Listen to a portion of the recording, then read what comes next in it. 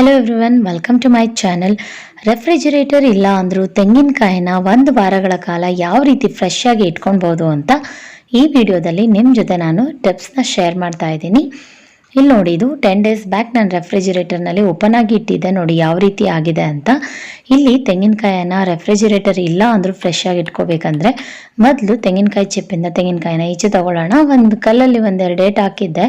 ಈಗ ಇದು ನೀಟಾಗಿ ಓಪನ್ ಆಗುತ್ತೆ. ಆಗಿಲ್ಲ ಅಂದರೆ ಚಾಕುವಿನ ಸಹಾಯದಿಂದ ಈ ರೀತಿ ಸಡ್ಲ ಮಾಡ್ಕೊಳ್ಳಿ, ಆರಾಮಾಗಿ ಬಂದ್ಬಿಡುತ್ತೆ.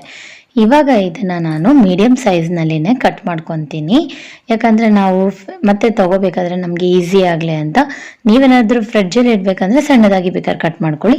ಇವಾಗ ನಾನು ಉಪ್ಪಿನ ಡಬ್ಬಿ ತೊಗೊಂಡಿದ್ದೀನಿ. ಉಪ್ಪಿನ ಡಬ್ಬಿ ಒಳಗಡೆ ತೆಂಗಿನಕಾಯಿನ ಪೀಸ್ ಮಾಡಿದ ತೆಂಗಿನಕಾಯಿನ ಹಾಕಿ ಮುಚ್ಚಿ ಇಟ್ಕೊಂಡ್ರೆ 1 ವಾರಗಳ ಕಾಲ ನಾವು ಇದನ್ನು ಬಳಸ್ಕೊಳ್ಬೋದು. ಇವತ್ತು ನಾನು ಶೇರ್ ಮಾಡಿದ ಟಿಪ್ಸ್ ಮತ್ತು ಟ್ರಿಕ್ಸ್ ಯೂಸ್ ಮಾಡಿ ನಿಮಗೆ ಇಷ್ಟ ಆದರೆ ಲೈಕ್ ಮಾಡಿ, ಸಬ್ಸ್ಕ್ರೈಬ್